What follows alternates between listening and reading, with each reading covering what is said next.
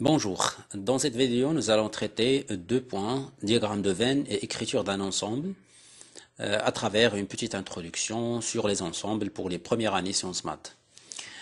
Bien sûr, tous les étudiants de la faculté peuvent suivre avec nous cette vidéo. Peut-être il sera utile comme une petite introduction très simple, mais pour les premières années sciences maths, c'est pour la première fois qu'ils vont voir bien sûr cette notion d'ensemble. Mais cette notion d'ensemble n'est pas une notion nouvelle pour vous. D'après les années précédentes, vous avez traité des ensembles tels que l'ensemble n, par exemple. Et cet ensemble-là, il s'appelle l'ensemble des nombres naturels. Et l'ensemble D, par exemple, et aussi l'ensemble Q long, l'ensemble des nombres rationnels, l'ensemble des entiers, Z, et l'ensemble R. Et ces ensembles-là s'appellent les ensembles des nombres. Ensemble des nombres. Voilà, ensemble des nombres. Ensemble des nombres. Et voilà. Donc, les ensembles, soit les éléments de cet ensemble-là sont des nombres, ou bien peut-être d'autres éléments, par exemple ensemble de fonctions, ensemble d'objets, ensemble de figures, etc. Mais cette notion d'ensemble, le mathématicien Venn, pour rapprocher cette notion, il nous a donné un diagramme qui s'appelle le diagramme de Venn. Par exemple, il nous a donné, il s'appelle une courbe fermée, comme celle-là. Donc cette courbe fermée, voilà, je réécris cette courbe. Donc c'est une courbe fermée, comme celle-là. Et à l'intérieur, vous pouvez écrire, bien sûr, par exemple, 1, 3, 5, 7 et 9. À l'extérieur, par exemple, je peux écrire 6, 2, 10, 8, 4. Voilà. Donc cet ensemble-là, que j'ai tracé avec une courbe fermée, je l'appelle l'ensemble A. Donc, dans l'ensemble A, il y a des croix à l'intérieur pour représenter des éléments de cet ensemble-là. Par exemple, l'élément 3, qui est le nombre 3. Donc, 3, c'est un élément de cet ensemble A. Donc, j'écris A appartient, 3 appartient à A. Mais 4 n'appartient pas. Donc 4 n'appartient pas à A. Voilà. Donc les ensembles, on note toujours un ensemble par une lettre en majuscule. Pour exprimer tous les éléments de cet ensemble-là, j'utilise des accolades. Et j'écris tous les éléments, par exemple 1, 3, 5, 7, 9. Donc 7, 9, voilà. C'est la première manière avec laquelle je peux écrire l'ensemble A. Mais il y a d'autres manières d'écrire l'ensemble A. Par exemple, j'écris l'ensemble A. C'est l'ensemble des nombres qui sont entiers naturels non nuls, tels que n sont inférieurs ou égal à 9 et n impair. Voilà. Donc c'est la deuxième manière avec laquelle je peux exprimer, ou bien écrire, ou bien définir l'ensemble A. La première méthode, ou bien la première définition, s'appelle une définition en extension. Une définition en extension. C'est-à-dire quoi?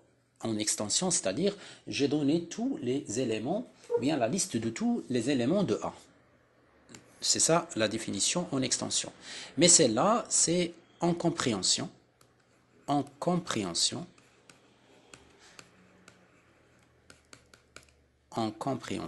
voilà. Mais en compréhension, lorsqu'on donne une propriété qui caractérise les éléments de cet ensemble. Par exemple ici, la propriété ou bien les propriétés qui caractérisent les éléments de l'ensemble. Les éléments de l'ensemble A sont sont n, ce sont les nombres n, mais tels que n sont inférieurs à 9 et impair. Voilà. Voilà les deux méthodes par lesquelles j'écris un ensemble. Donc, je récapitule. Un ensemble s'écrit toujours avec une lettre en majuscule. J'écris égal et j'utilise les accolades pour lister la liste de ces éléments. Les éléments d'un ensemble peuvent être des nombres, tels que le nombre des nombres entiers naturels, rationnels, irrationnels, entiers, etc. Et peut-être d'autres éléments, d'autres types, par exemple des vecteurs, des objets, des figures, etc. Donc, si je donne la liste de tous les éléments, ça veut dire que je définis l'ensemble en extension.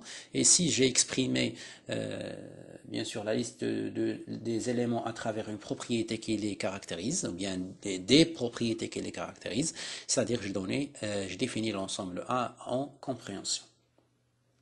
Bien sûr, vous pouvez par exemple trouver des questions telles que, comme exercice d'application, exprimer ou bien donner l'ensemble suivant en extension. Hein.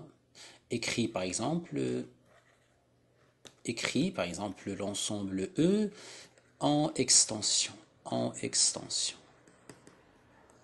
Par exemple, je donne le E, c'est x carré plus x, par exemple, tel que x appartient à 0, 1, 2. Donc, à chaque fois, pour donner les éléments, tous les éléments de l'ensemble E, à chaque fois, je dois remplacer ou bien substituer x par 0. Hein. Si j'écris x égale 0, donc je trouve 0 au carré plus 0, ça donne 0. Donc, 0 appartient à E. Voilà. Si x égale à 1, donc je trouve 1 au carré plus 1, ça veut dire 2 appartient à E. Et si x égale 2, alors 2 au carré ça fait 4, 4 plus 2 ça vaut 6, donc 6 appartient à E. Donc tous les éléments de E sont 0, 2, 6. Et voilà, j'ai donné tous les éléments de E. بالنسبة للتلاميذ اللي كيقراو الرياضيات بالعربية، فالمجموعة